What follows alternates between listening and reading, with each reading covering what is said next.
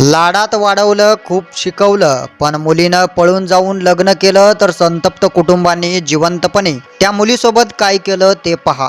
चुनावली गली येथील सविताने संजू रजक नावाच्या तरुणासोबत प्रेमविवाह केला. मात्र हे लग्न सविता हिच्या कुटुंबियांना मान्य नव्हते. त्यात संजू रजक हा सविताचा भाऊ सौरभ कुशवाह याचा मित्र होता. याच संजूने 11 डिसेंबर रोजी सविताला पळवून नेले. त्याबाबत कुटुंबियांनी 13 डिसेंबर रोजी पोलीस ठाण्यात तक्रार दाखल केली होती. त्यानंतर 18 डिसेंबर रोजी सविता हिने पोलिसासमोर हजर होत आपण स्वखुशीने गेल्याची आणि संजू रजक याच्यासोबत भोपाळमधील आर्य समाज मंदिरात लग्न केल्याचा जबाब नोंदवला. कुटुंबियांनी सविता हिची समजूत काढण्याचा खूप प्रयत्न केला.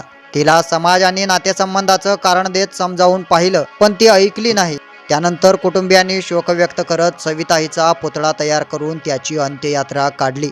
दरम्यान सविता हिचा भाऊ राजेश कुशवाह याने सांगितले की माझी बहीण 23 वर्षाची आहे. तिला खूप लाडात वाढवलं, शिकवलं, मात्र तिने आई वडील आणि कुटुंबियांच्या अपेक्षावर पाणी फिरवलं. तिने ज्या तरुणासोबत लग्न केलं तो चांगला नाही आहे. तो व्यसनाच्या आहारी गेलेला आहे. आम्ही तिची खूप समजूत घातली. आई वडिलांनी हातापाया पडून विनवणी केली, पण तिनं ऐकलं नाही.